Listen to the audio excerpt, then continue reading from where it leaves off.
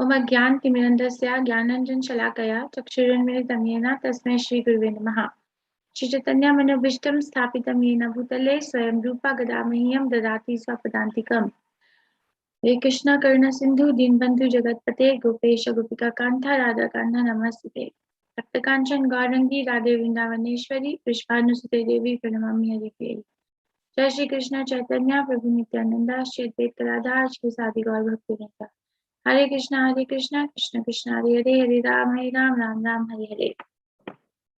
So, chapter 8 questions asked by Krishna in chapter 8. Yes, who can tell me? You can raise your hand. You can tell me the 8 questions asked by Krishna in chapter 8. Am I audible? Yeah. Sushma Mataji, go ahead, please. Sushma Gupta Mataji, you can unmute yourself. Yes, he asked what is Brahman, what is self, what are fruitive activities, what are many material manifestations, what are demigods, 5, who is the Lord Mataji, of sacrifice. you're not reading, right? You're not reading, right? You're telling from I'm memory. reading also, although I remember so that I cannot do any mistake. No. I want from memory. From memory. Not reading. Reading I can also do. Try. Close your book and do.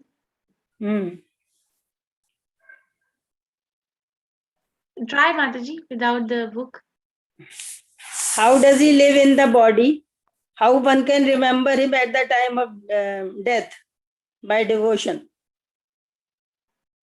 Okay. Thank you, Mataji. Thank you. Yes, Prasad Chinoy Prabhu. No cheating. Okay. Go ahead.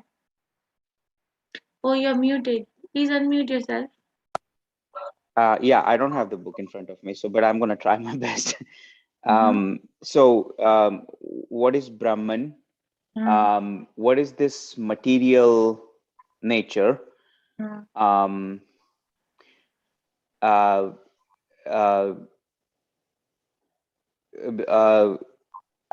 do one remember? Where does what is Brahman? What is this material nature? How does Brahman live in one's body? How does one remember you, Krishna, during the time of death? 4. I just had memorized it. I forgot. Sorry. But Adi Yagna, not Brahman. How does Brahman live in the body? This is Adi. Oh, what yes, is yes. Adi Yagna. Live in the Correct. body. Thank you. Okay. Thank you. Okay. What is karma? Right? What is, did he ask what is karma? Yeah, probably. Fruitive activities. Yeah. What is fruitive activities? Thank you. Yes. What is fruitive activities? Anything else? So you said 5, I think, right? Brahman. Then Adi Yagna. How does Adi Yagna live in the body? And how does one remember Krishna at the time of death? What are fruitive activities? Yeah. 5. Okay. Material nature. Anything about material nature? I said 6. Yeah. I said material nature also. The universal form of Krishna. Adi Deva. Yes. The Lord of I the forgot universe. about that. And Okay. then there is And one last, more, right, Mataji? what is the nature of the self? Adhyatma. Oh wow, that's the most important one. Yeah. Okay. Totally forgot. No. Thank We'll you. go on to read everything. Thank you, Hare Krishna. Megha Mataji, please go ahead. Hare Krishna Mataji. The questions were: what is Brahman? What is the nature? What is Adi Bhut?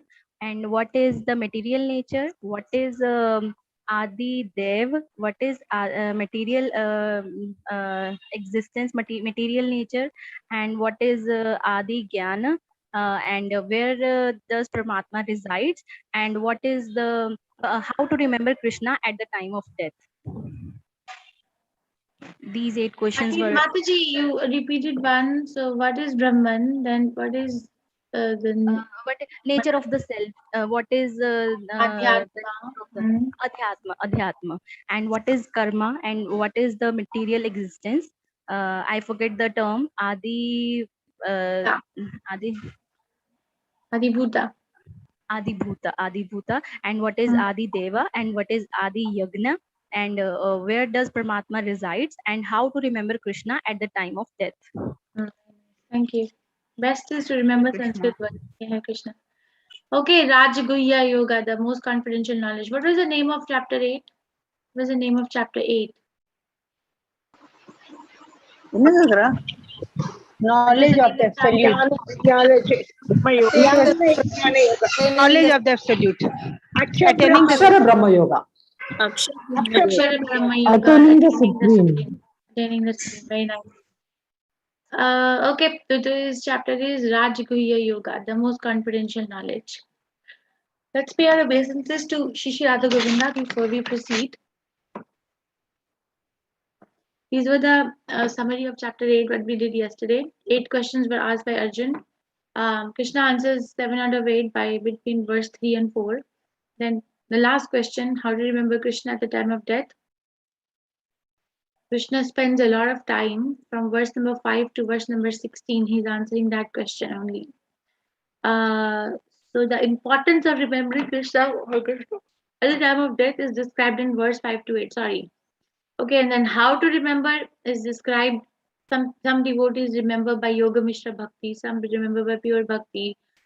And then Krishna says that you come to me because this place is Dukhalyam Ashashvatam. So there's a comparison of material world and spiritual world. Parastasmatu bhava anya. Vyakta avyakta sanatana, which is away from the nature of this world, which is vyakta and avyakta. It's manifested and then not manifested. But at the end, he says he establishes the supremacy of pure bhakti in attaining Krishna. That Krishna wants us to remember him in the form of Krishna, not in the form of energy or not even in the form of Paramatma, Bhagwan feature. Today's chapter, Bhagavad Aishwarya Gyan, Krishna is going to again glorify the knowledge, glorify the knowledge between. Glorify the knowledge about him, and then ways to approach Krishna, and then sweetness of exclusion devotion. Let's see. This is the first verse, a very important verse. Shri Bhagavan Uvacha Idam tu te guhyatamam pravakshyami anasuyave jnanam vijnanam sahitam yagyatva mokshayase ashubhat. Supreme Lord said, my dear Arjun, because you are never envious of me, I shall impart to you this most secret wisdom, knowing which you shall be relieved of the miseries of material existence. So, this is a very commonly asked question, that why Arjun was selected by Krishna for getting this knowledge, right? I apologize, we came home last night late. So, why Arjun was selected? So Krishna is answering that, and Krishna answers that at many, many places. These are the two, one of the reasons, very important reason. And in 11th chapter, he will give another reason that Arjun is his dear friend. So here he is giving the reason that he is never envious. Arjun is never envious of Krishna. What is the meaning of the word envy? You can write to me in the chat.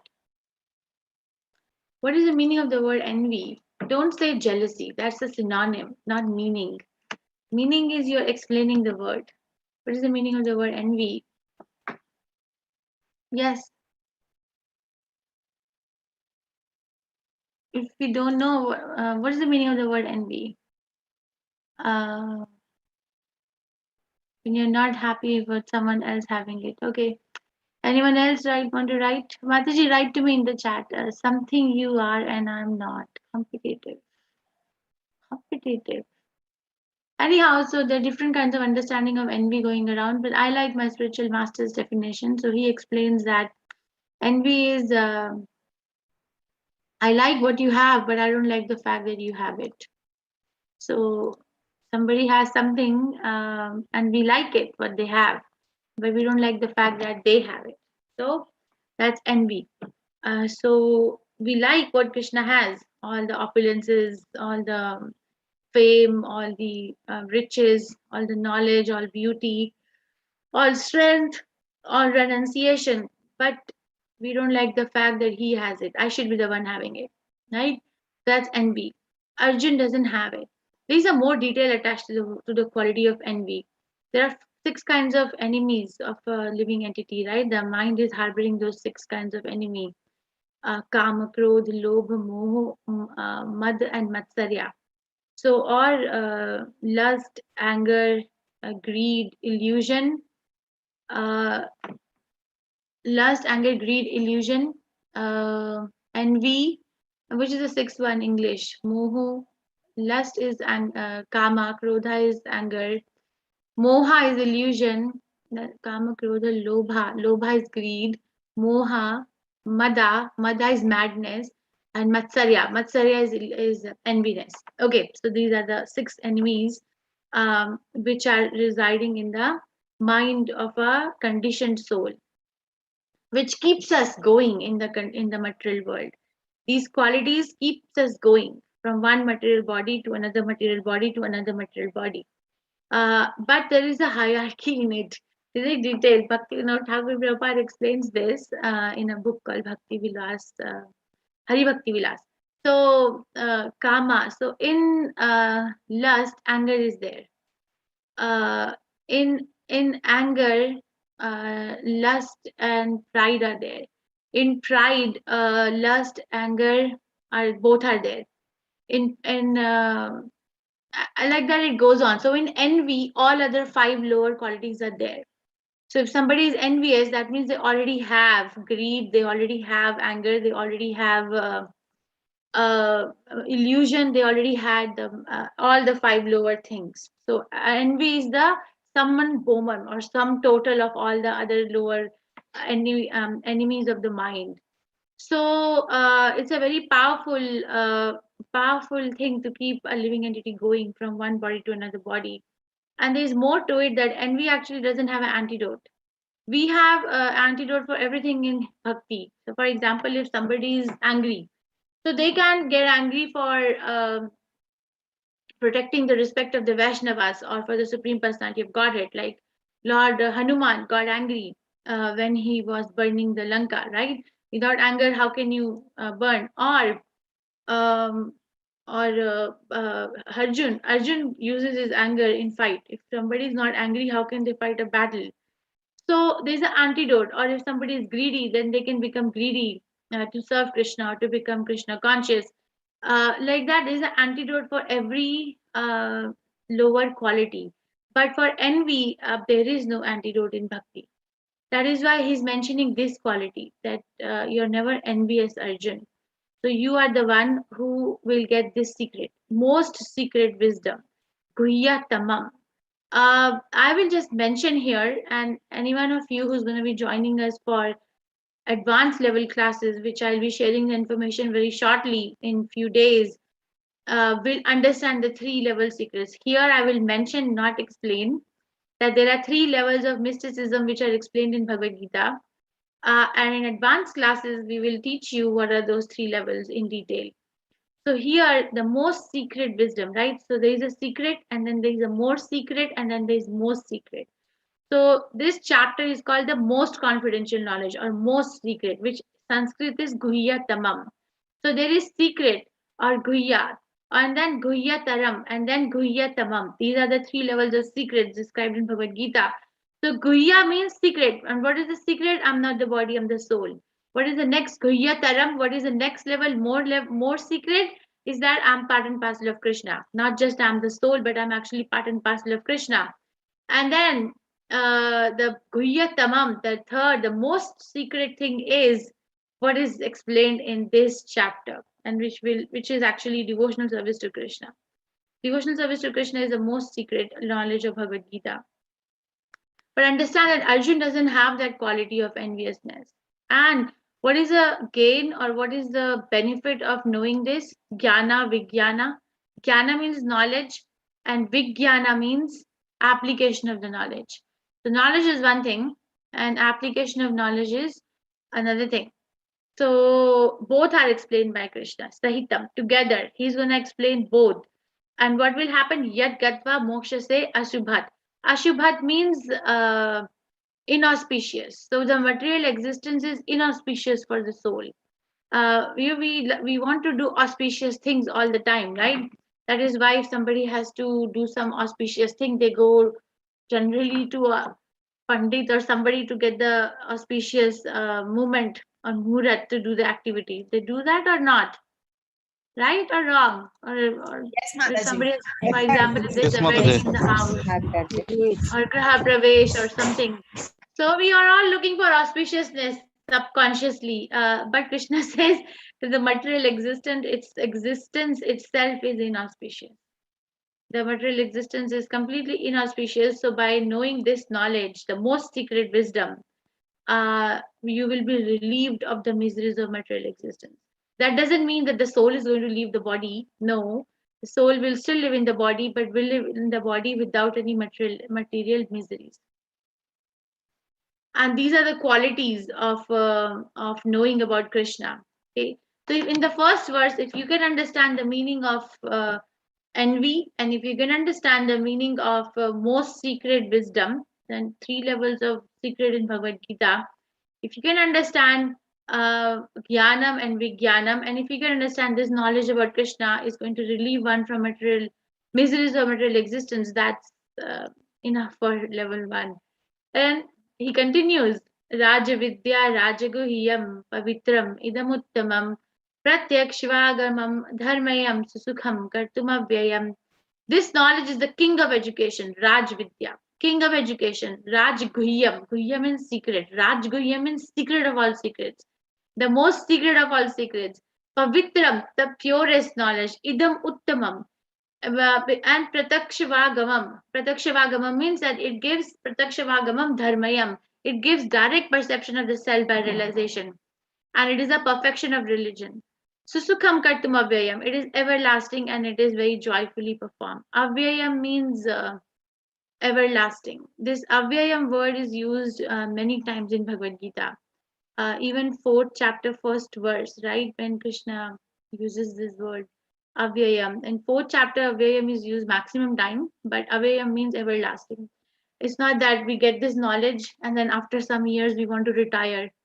Enough, bahut ho gaya. Application of the knowledge is enough. Now I want to retire and do something else. It is not like that. Okay, so king of education. This is a nice, this can be a nice discussion. So very shortly, I will discuss here. So king of education. What makes Krishna say that this is the king of education? Why Krishna is not saying getting a Ivy League university degree is the king of education? You know, somebody has a lot of degrees and they have studied so many things. Their name is not that long, but the number of titles that they hold are so big. That should be the king of education. So, what it was making Krishna say this particular knowledge, this most confidential knowledge of devotional service is the king of education. Any insights? Yes, no, maybe so. It is the purest knowledge, and because it gives direct perception of the self by realization, it is the perfection of religion. Any insights? Am I audible? You can write to me in the chat also if you don't want to talk and raise your hand. That's fine.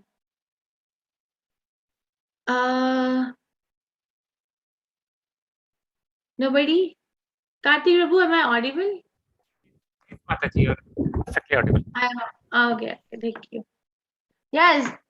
Okay, so I guess, so what makes Krishna say this is the king of education?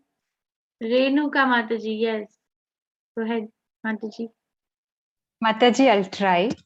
Maybe Krishna is saying this because whatever education we get through this is for the soul and it is carried on with the soul. The other degrees that we are getting is for the body and that is with this life. So probably that's why Krishna says this is Rajagnanam, Rajaguhyam. Rajagyanam, Rajaguhyam, because it gives the perception about the soul. Is that what you're saying? Yeah, it is educating the soul how to be one with Krishna. One with Krishna? Like merge in Krishna? Understand, get more closer to him. Closer to Krishna. Okay, that's different than becoming one with Krishna. Okay, thank you. Yes, Prasad Shinoy Prabhu. He's the knower and the doer of everything. All the yogas emanate from him.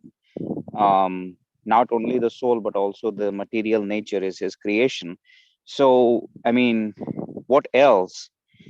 Where else can you get any knowledge other than the Gita, right? So that's why he's the supreme.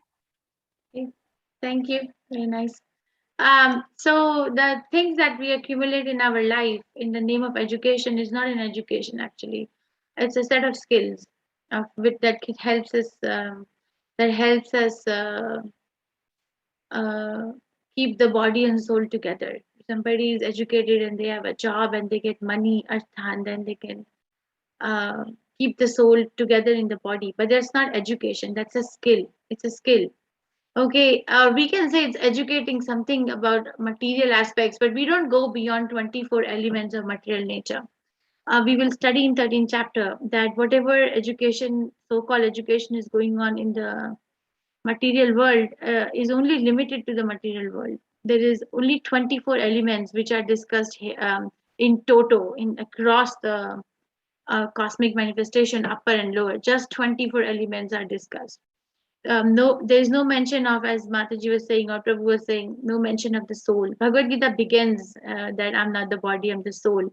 But you all have been to schools and colleges, I believe. In schools and colleges, wherever you have been or we are sending our children to, is there a department where there's a department of education of the soul? It's department of so many other things, right? Mathematics, No, English, Mataji. chemistry. Anywhere there's a department of education of soul? Or no. So actually, then we're just teaching us our children or teaching ourselves about the skills,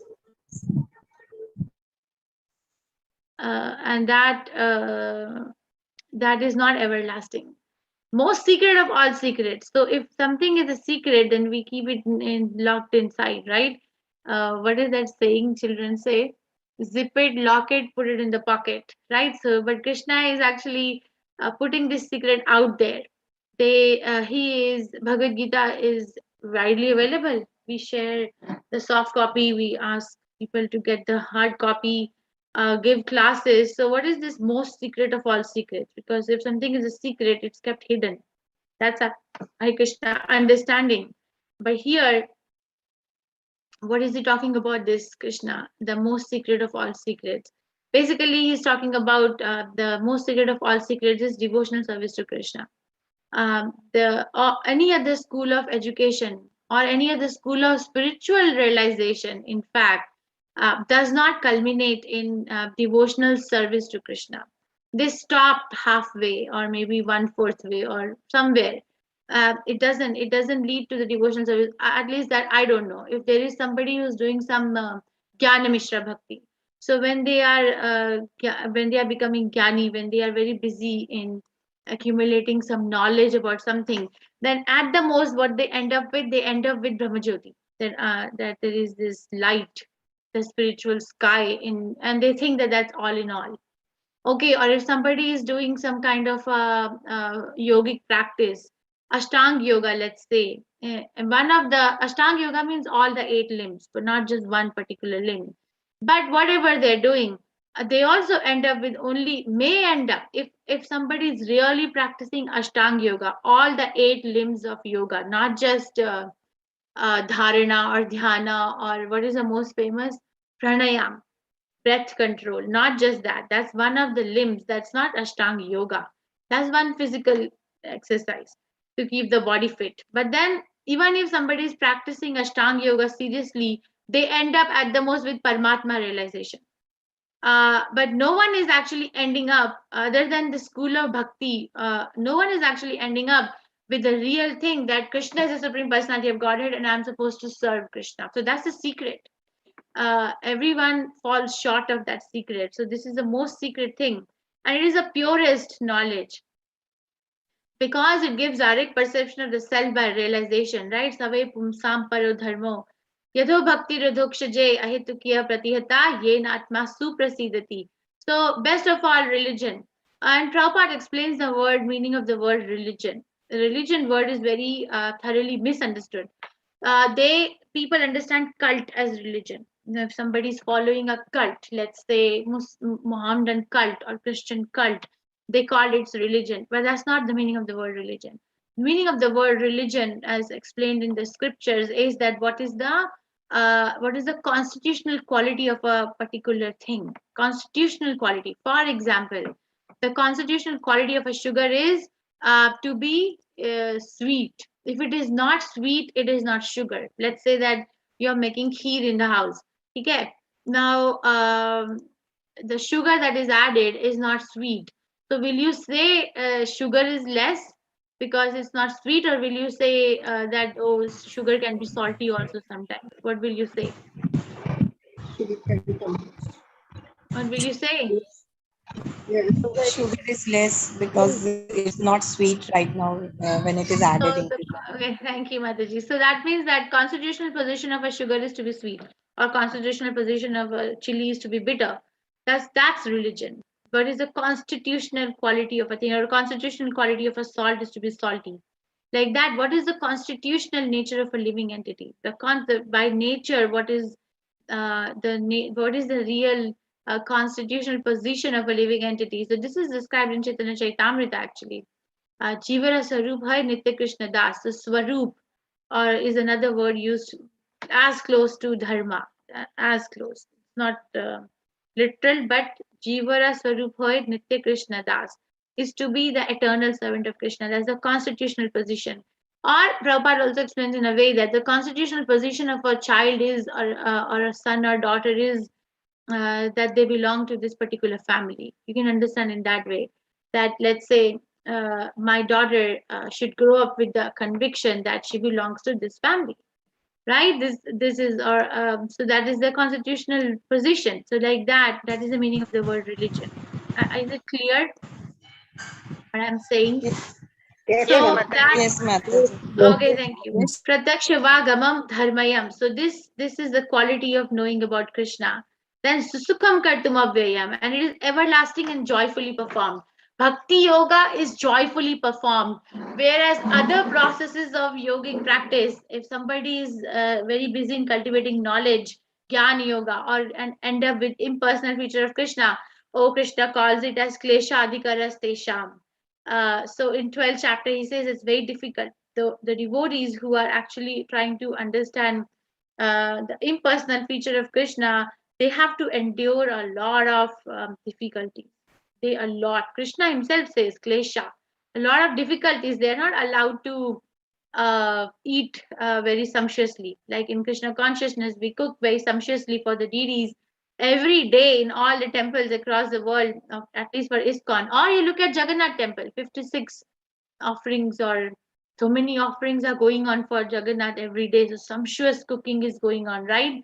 So, but people who are in the path of Jnana Marg, they are not allowed to do this. They don't cook or eat such sumptuous things, or they don't celebrate so elaborate festivals like we have Janmashtami, Radha Ashtami, Gaur Purnima, so many festivals we have, and very gorgeously they're celebrated, singing, dancing, but they don't do all those things. So it is not joyfully performed. It's very enduring task to understand Krishna's Brahma Jyoti, and at the end they end up only with the light. But here we are dancing and eating and chanting, and we're very happy, and it is everlasting. We end up with Krishna. Okay, these are some of the qualities. Prabhupada gives a very big purport explaining each word very intricately. So these are the 9 processes of bhakti. I think I've mentioned it before, by which all these qualities of Rajavidya can be realized. So Shravanam is one. These are the 9 processes. Kirtanam, or chanting the glories of Krishna. Smaranam, by remembering Krishna. Padsevanam, by serving the lotus feet of Krishna. Archanam, worshipping the deity. Vandanam, offering the prayers to the Lord. Dasyam, becoming Krishna's servant. Sakhyam, considering Krishna to be the best friend. Atmanivedanam is the complete surrender. So one can take up all 9 processes, or one can take up 2 or 1 at least. One should take up and achieve perfection. But Krishna is going to say that who's not going to take it? Ashraddha dan purusha dharma yasya parantapa aprapya mam nivartante mrityu sansara vartamam. Those who are not faithful on the path of devotional service cannot attain me. O conqueror of foes, but return to birth and death in this material world. So one is not faithful on the path of devotional service, not cultivating jnana, not cultivating karma, or not cultivating anything, but service to Krishna. If somebody is not ending up with the conclusion that I am supposed to serve Krishna, then they end up again to the cycle of birth and death, again and again, again and again. By me, in my unmanifested form, this entire universe is pervaded. All beings are in me, but I'm not in them. This is also a description of Adideva, right? Which we will study in detail in your universal form chapter. In my unmanifested form, the entire universe is pervaded. Okay, I'm going to read this and I'm going to discuss the apparent controversy. In 5th verse, he says, and yet everything that is created does not rest in me. Behold my mystic opulence. Although I am the maintainer of all living entities, and although I am everywhere, still myself is the very source of creation.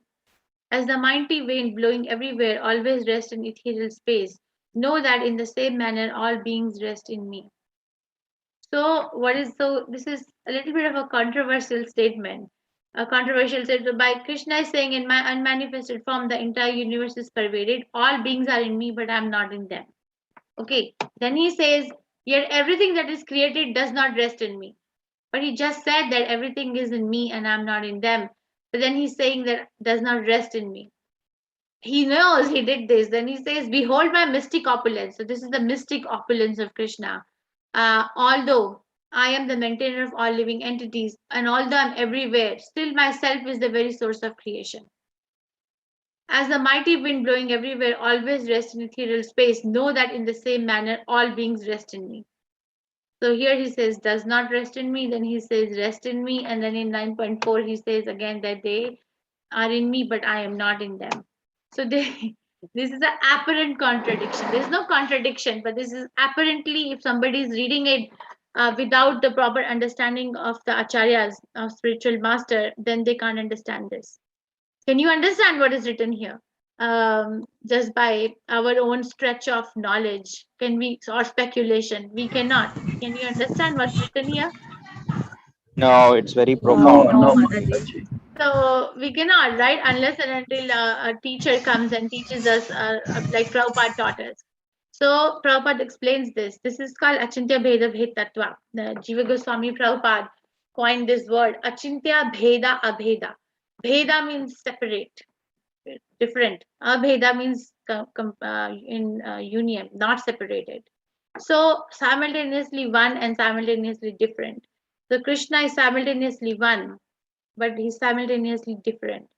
So simultaneously one because he has created this material world and has created the soul, but he's simultaneously different in the sense that he is not here. He's himself just sitting in Goloka Vrindavan and enjoying with his devotees. Prabhupada gives an example of a businessman. Let's say that there is a very rich businessman. Okay, that businessman has his industries spread across the world. Now, there's so many industries across the world this particular businessman has. So everything is running on his name, but he's not there personally in each and every company. But he's himself or she's herself, whoever it is, are sitting in one corner of the planet of Earth, but on their name, because of the energy, all these companies are running, right? Like that, Krishna himself is sitting in Goloka Vrindavan in his Bhagwan feature and just enjoying. God has nothing to do.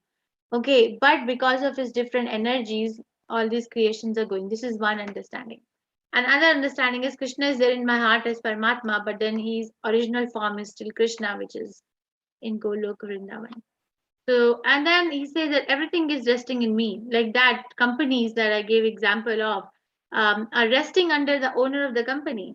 But so they are under the owner, but he's not or she's not in them, right? They still separate like that. Everything that is created in this material world is resting in Krishna, but Krishna himself is not present in that sense. And Krishna gives example of a wind. So the wind can be blowing everywhere around us, but it is still in the domain of the sky. It doesn't go beyond the blue sky. It is still under the domain of the sky. There is a perimeter through under which the wind is blowing. Like that, all these creations are there. They look very magnanimous and very wonderful, but they are still under the cover of Krishna's energy. Is nothing more than that. Okay, this is Achintya Bheda Bhed Tattva. The whole cosmic order is under me. By my will, it is manifested again and again, and by my will, it is annihilated at the end. So Krishna is a complete controller, not a not a partial controller. He controls in toto. He is responsible for creating and annihilating. Oh Dhananjaya, all this work cannot bind me. I am ever detached, seated as though neutral. So this is quality of Krishna, right? Krishna, like for example, if I have to do something, then I'm bounded by that work. I cannot say sorry that I'm neutral. I have to bear the consequences. For example, if somebody buys a car, for example, okay, so they have to work to buy the car, and then they have to maintain the car, and then they have to use the car. So they are bounded by the result of their action. Action was done to get the result, which is the car, but now they are bounded with it. But Krishna is not like that. Krishna creates everything, but he's still not bounded by it. Maya dakshena prakriti suyate sacharacharam hetunanena kanteya jagat viparivartate. So this is Krishna is further explaining his position and his interaction with the material nature. Maya adhyakshena. Adhyakshena means supervision. Maya means mind. So under my supervision, Prakriti, this material nature, Suyate, is producing. What is it producing? Sachara. Chara means something which has legs, and Achara means something which has no legs. So under my supervision, this material nature is producing the moving and non-moving being. Hetu nane na kanteya. So this is like it's already put in the rule. This is going to happen that way. Osana kunti jagat viparivartate. So viparivartate keeps changing, comes and goes, comes and goes, comes and goes. For example, if somebody is washing their clothes in a washing machine, so under the supervision of the person who's washing the machine, who's washing the clothes in the machine, they program, right? They program the cycle of the wash. And after the program is done, everything looks automatic, but it is not automatic. There was somebody who programmed it. So, and in that way, material nature is working under Krishna and it producing moving and non-moving beings. And Krishna has programmed the material nature in such a way that it is undergoing all these cycles of changes. But a foolish person thinks that everything is happening automatically. No, an intelligent brain will ask a question: who programmed this? Who is the person who programmed this behind this nature to work in such a manner?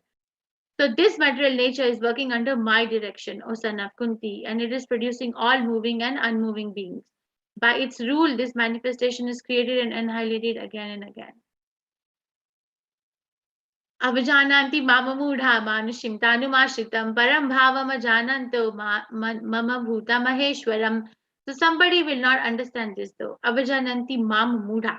Fools deride me when I descend in the human form. They do not know my transcendental nature and my supreme dominion over all that be.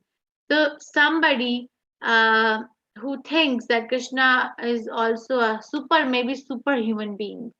And some Mayavad philosophers say like this, that actually God is energy. This is how they say. Actually, God is energy. But when God comes to the material nature in this world, then he assumes a form of a human body. And then when he goes back, he becomes energy again.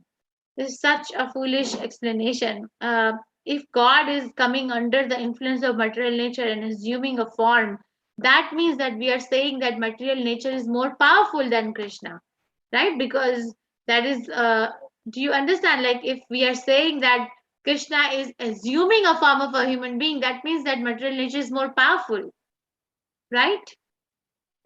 Or wrong, or not understood? Not understood? Yeah, that not understand. Not understood? So, okay. So, okay, let's say that if somebody has to go in the space, then they just can't, get up and pack their bag and go. Right? They have to make preparations. They have to study the weather there. They have to study the environment. They have to prepare themselves, train themselves. What is the oxygen quantity there? That means that that particular place is very powerful and it can influence them in a very strong way. So they need to prepare themselves to face that environment, right? So astronauts are undergoing this training of whatever gravity force is reducing or the weather is changing, oxygen is reducing. So they have to go through this whole thing to assume a form to be able to go to the space, right? They have to wear space suits. Is that understood? That how that means that particular place is very, very powerful where they have to go, Yeah. right? Yes, Mataji. So, like that, if somebody is saying that Krishna, when he comes to the earth, he actually assumes a form of a human being. That means that we are saying that the material nature is so powerful that Krishna also has to assume a form to come over here. Like an astronaut is assuming a spaceship space form to go to the space, or if somebody has to go underwater, then they can't go like this. Like if you're sitting here, you can't just go under the water. You have to prepare yourself to assume a form which is suitable for living in that environment. So if we say that Krishna is assuming a form when he comes to the material nature, we are actually saying that material nature is very powerful. That is why he has to prepare himself and assume a form. Right? Is that understood? That's what they say. Mayavadis say. Yes? Yes. Yes. Yes, Mataji. Understood. So, but Krishna himself just said it that material nature is working under my supervision. That means that Krishna is more powerful.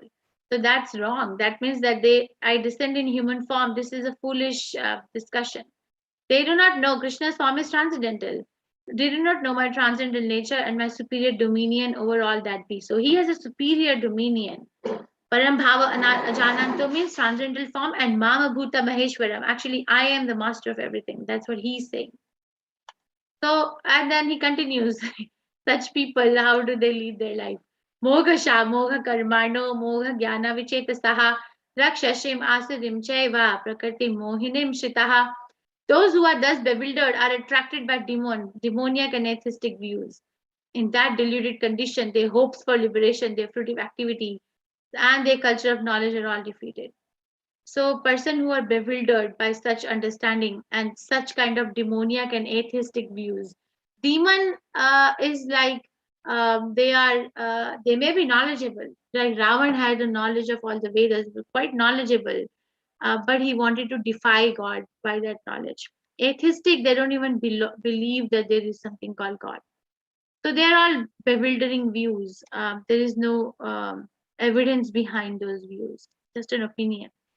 On the contrary, a Mahatmanastu Mampartha Devim Prakatimashitaha Bhajanti Ananya Manaso Gyatva Bhutadim Avyayam. See again the word Avyayam. O son of Pritha, those who are not deluded, the great souls, are under the protection of the divine nature. They are fully engaged in devotional service because they know me as the Supreme Personality of Godhead, original and inexhaustible. So people who are deluded think that Krishna comes in human form and then assumes this form, but they don't know what Krishna has a transcendental form. Or somebody with a demoniac view says that Krishna is actually maybe a powerful human being, but he's nothing more than that. He cannot be God. I am God. Worship me, like Ravana or Hiranyakashipu, those guys. Somebody who's atheistic says that there is no God. It's just science. There's nothing, no person behind it. It's by chance. The Big Bang theory, there was a bang. Who caused the bang? But no, there was a bang. But who caused? No, that they don't touch. So refuting the arguments of all three level of people described before, Krishna says that a Mahatma or a Atma who is not deluded, who knows the science of the soul, is under my internal potency, Devi Prakriti. Is not under external potencies, under internal potency, or under the protection of a divine nature.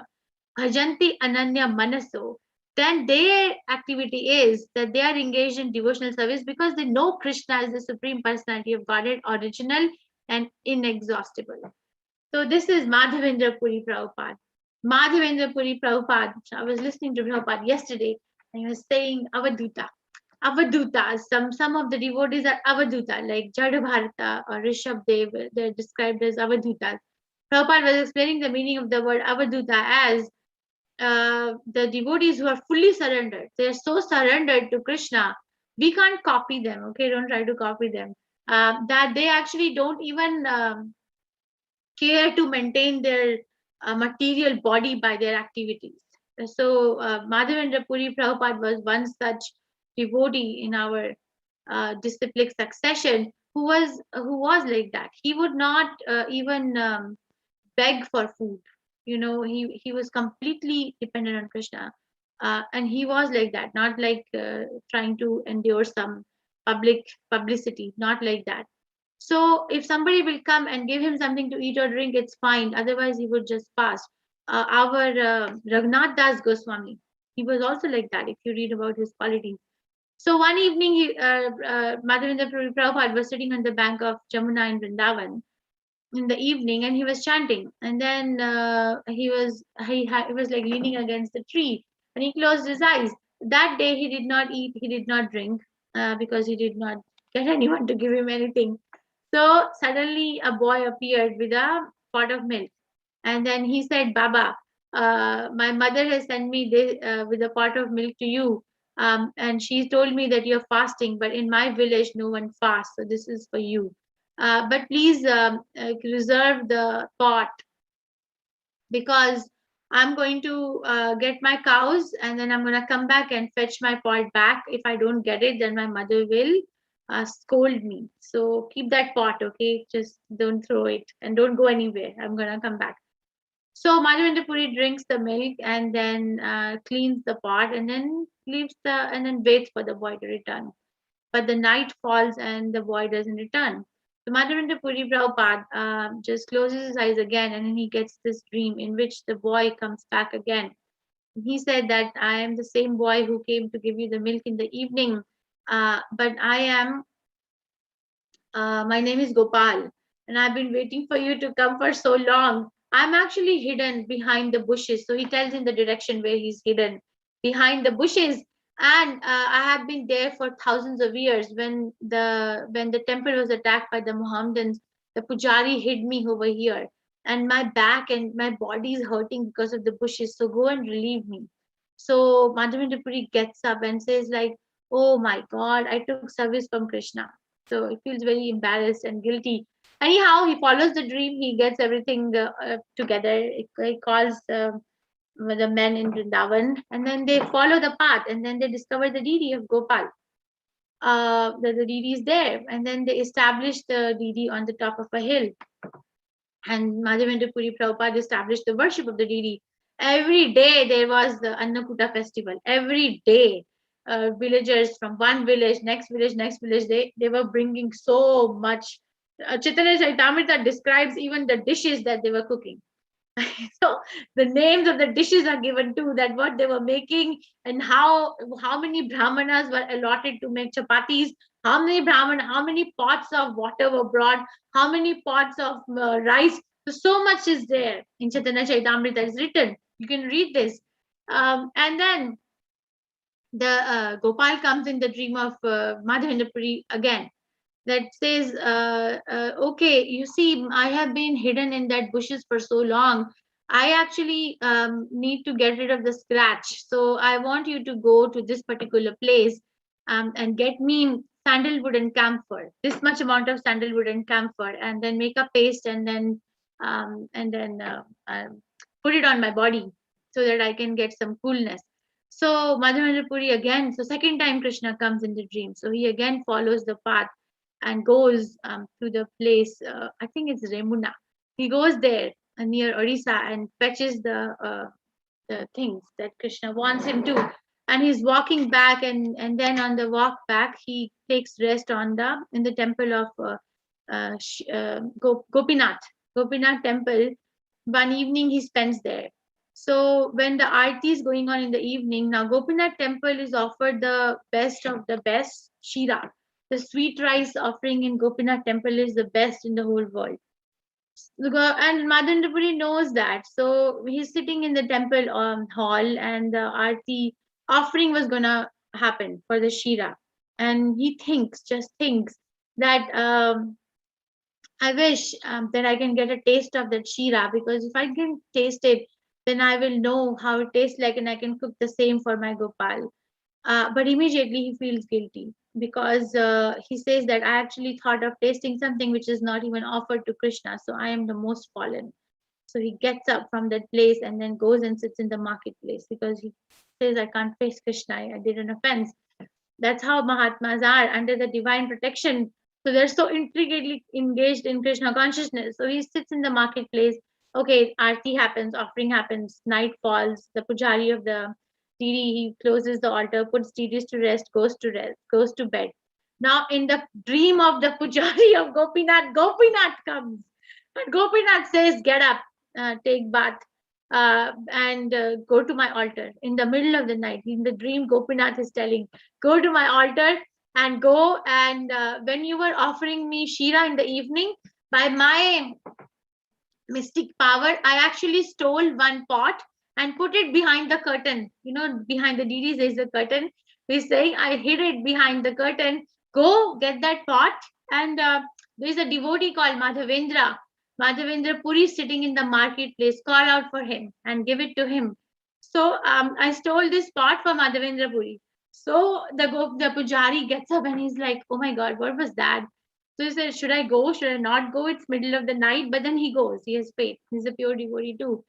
So he enters the altar in the middle of the night. He sees behind the curtain and there is a pot.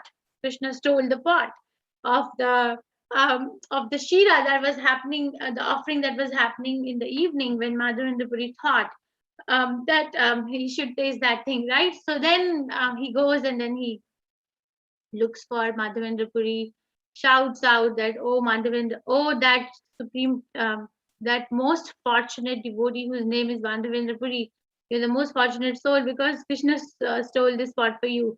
So that's how Krishna interacts with his pure devotees, that they are the internal potency. Then that way, the name of the Gopinath is Shir Chor. Shir Chor, the one who stole the pot of Shira, Gopinath, Shir Chor Gopinath. You can go there if you're in India. So that's Mahatma, and all these atheistic and demoniac people are trying to nullify God. So missing out so much fun, right? Satatam kirtayanto mam yatantas chadridavrataha namasyantas cha mam bhaktya nitya yukta upasate. These are the qualities and activities of a Mahatma. Always chanting my glories. Satatam kirtayanto mam, endeavoring with great determination. Going down before me, these great souls perpetually worship me with devotion. So we're always chanting. If you hear Prabhupada is doing only one thing, chanting glories of Krishna. And with great determination, he is taking Krishna far and wide. He's not hiding it. He's going to the government. He's going to United Nations. He's going to place, house to house, begging, please chant Hare Krishna. How many of us are doing that? How many of us are doing that going across the globe, telling and establishing Krishna consciousness? How many of us are doing it? Anybody? We are not Mahatma. Don't try to match that, okay, this is the ordinary person. Even though an Acharya might look like an ordinary person, but they are not ordinary. Okay, so these great souls worship me with great devotion. So great devotion. By the way, that deity, Gopinath, Gopal deity that I was describing in Madhavendra Puri Prabhupada's pastime, that deity is Srinathji. That's worshipped in Natadwar, right? Srinathji. That's his story, which was later given to Vishnu Swami and then belonged to Vallabhacharya Sampradaya. Okay. Pitaham asya jagato mata dhata pitamaha vedyam pavitram omkara riksam yajure vacha. I'm the father of this universe, the mother, the support, and the grandsire. I am the object of knowledge, the purifier, and the syllable Om. I am also the Rik, the Sam, and the Yajurved. So Krishna is saying, you want to see me, you see me here. I'm the father of this universe. The universe should have a father and a mother. No, everything is a father and mother. So is the father and mother of this universe. Krishna says, I am the one. I'm the object of knowledge. So if unless and until the object of knowledge is Krishna, that thing is not knowledge at all. Some skill set, something else, some illusion or speculation. Or the purifier and the syllable Om. And he's also Rig, Sama, and Yajur Vedas. I am the goal, the sustainer, the master, the witness, the abode, the refuge, and the most dear friend. I'm the creation and the annihilation, the basis of everything, the resting place, and the eternal seed. O Arjun, I control heat, the rain, and the drought. I am immortality and I'm also death personified. Both being and non being are in me. Both are in Krishna, being and non being. We're almost done. Those who study the Vedas and drink the Som juice, seeking the heavenly planets, worship me indirectly. They take birth on the planet of Indra where they enjoy godly delights. So somebody who is studying the Vedas and drinking Soma juice, they are seeking heavenly planets which are in the upper planetary system, but it is still under the domain of the material world. It is not spiritual at all. And then they go there and they enjoy. But what happens then? It's a fairy wheel. When they have thus enjoyed heavenly sense pleasure, they return to this mortal planet again. Thus, through the Vedic principles, they achieve only flickering happiness. Okay, so they achieve only flickering happiness. Chapala Sukha. The I don't know Sanskrit or Bengali. Chapala Sukha means if you have seen a lamp which is wavering in the wind, so it's trying to go off, but at the same time trying to go on. So that's Chapala Sukha, flickering happiness. But Krishna consciousness is continuous happiness. And it increases Sushyanti cha Ramanti cha or Susukham Kartum Avyayam. Ananyas-chintayanto mam ye jana parupasyate tesham nityabhiyuktanam yogakshema vahamiham. But those who worship me with devotion, meditating on my transcendental form, to them I carry what they lack and I preserve what they have. This is a very encouraging statement by Krishna that if I begin Krishna consciousness and if I lack in something, then Krishna is going to carry it. He's going to bring it that you need this now. Krishna consciousness is not difficult because Krishna consciousness is a function of the soul. It's not the function of the mind, intelligence, or material nature at all. And Krishna says, I preserve what you have. So Krishna, when he preserves, that fixed deposit remains forever. It doesn't get debited ever. ये अपि अन्य देवता भक्ता यजन्ति श्रद्धयान्विताः ते अपि मामेव कौन्तेया यजन्ति अविधि पूर्वकम्. Whatever a man may sacrifice to other gods, the son of Kunti, is really meant for me alone, but it is offered without true understanding. So avidhi purvakam. Some people may be doing so many sacrificial activities, but if it is not given to Krishna directly, then this is avidhi purvakam. It's not complete. It's not with complete understanding. Yanti deva vrita devan pitrin yanti pitrvataha bhutani yanti bhutejya yanti madhyajino api mam. This is very simple. It's logic. Those who worship the demigods will take birth among the demigods. Not like I worship Brahma, but I end up with Krishna. Not like that. If I worship Lord Brahma, then I end up with Lord Brahma. Those who worship ghosts and spirits take birth among such beings. Those who worship ancestors will go to ancestors, and those who worship me will live with me. So Krishna has given us the whole menu of choices. The whole menu of choices is given that what do you want to choose? And choose wisely, because that's where you're going to end up. Patram pushpam phalam toyam yome bhaktya prayachati tadaham bhakti upahritam ashnami pratayatmanaha. If one offers me with love and devotion, a leaf, a flower, fruit, or water, I will accept it. So this is how easy Krishna consciousness is. That Krishna consciousness is offered with love and devotion. Love and devotion is the most important thing for Krishna. A leaf, patram, a pushpam, a flower, phalam, a fruit, toyam, a water. If somebody has more things that they can make out of all this, then they should offer a thali like this. But Krishna will accept it. I usually tell a story. If we have time, I can say that before the war of Mahabharata, Krishna was invited by Duryodhan to a party. So Duryodhan is a very nice politician, right? So he wanted to impress Krishna. He said, Krishna, you'll be the chief guest of the party, so please come and enjoy the godly delights. So many nice foodstuffs, so many nice programs we have set up for you. Please come as a chief guest.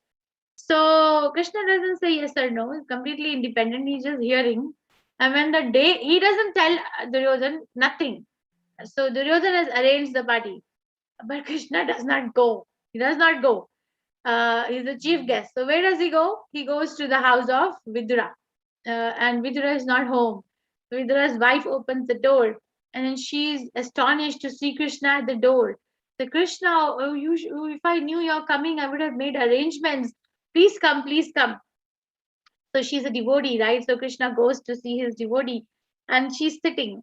She makes somehow Krishna sit because she's so excited now that Krishna is here. And then she doesn't know what to offer to Krishna. So she has bananas, and she peels the bananas, and she's so much engrossed in the beauty of Krishna that her eyes are fixed on Krishna's face that she's actually throwing away the fruit and giving Krishna the skin of the bananas. So she throws away the fruit, gives Krishna skin of the bananas, and Krishna eats it. There Krishna rejected such a big godly delightful party with so many dishes, but here he's sitting and eating the skin of a banana. Never ever once he said that, Mother, you're giving me the skin and not the banana. He eats it. So what is he eating? He eats the love and devotion of the devotee. Yat karoshi yadashnashi vidjahoshi tadasi yat tapasyasi kante yat tatkurishvamadarpanam. O son of Kunti, all that you do, all that you eat, all that you offer and give away, as well as all austerities that you may perform, should be done as an offering unto me. So Krishna is giving this one solution to all the problems. So do it for Krishna or everything. Samoham sarva bhuteshu name desho asti na priyahat ye bhajante tu mam bhaktya maite teshu cha api aham. I envy no one and nor am I partial to anyone. I am equal to all, but whoever renders service unto me in devotion is a friend, is in me, and I am also a friend to him. So Krishna is equally available, but we are not equally available to Krishna. Apichat saduracharo bhajante mamananya bhag sadhureva samantavya samya vyavasahito hi saha. Even if one commits the most abominable action, if he is engaged in devotional service, he is to be considered saintly because he is properly situated. So some devotees, they do some abominable action by accident, not by intention, by accident. But then they come back to it right away. The devotional service, Krishna says, I consider them saintly. Kshiparam bhavati dharmatma sashvat shantim nigacchati konteya prati janihi name bhakta pranashayati. He quickly becomes righteous and attains lasting peace. O son of Kunti, declare it boldly that my devotee never perishes. So Krishna rectifies the devotee from the heart. This is the last verse which is repeated twice in Bhagavad Gita. This verse will come again in chapter 18. Manmana bhava madbhakto madhyaji mam namaskuru mam evashyasi yukte vam atmana matparayanaha. So these 4 things Krishna says to do. Engage your mind always in thinking of me. Offer your obeisances and worship me. Being constantly absorbed in me, you will come to me. Surely you will come to me. So somehow or other become absorbed in Krishna. So this is a summary. Please read this chapter. It's a very sweet chapter. Most confidential knowledge. Bhagavad Aishwarya Gyan, from verse 1 to 10 of the chapter, Krishna describes the glories of knowledge about him. Rajavidya Rajguhyam. And then ways to approach Krishna from 11 to 25, where we studied the different natures of different people. Some who consider Krishna as a human being, some who consider Krishna as energy, some who defy Krishna, the atheist, and somebody who's a Mahatma. So all this is discussed in verse 11 to 25. Sadram Kirtayanto Mam. Sweetness of exclusion devotion from verse 26 to 34, where Krishna says, better to just worship me in this manner, where you can give whatever you eat, whatever you do, whatever you give away, or the austerities you perform, do it as an offering to me. Okay, I'm sorry I went a little overboard. I have a video. Do we have time to see, or we are late? Yes, can I show? Yes, Mataji. Okay.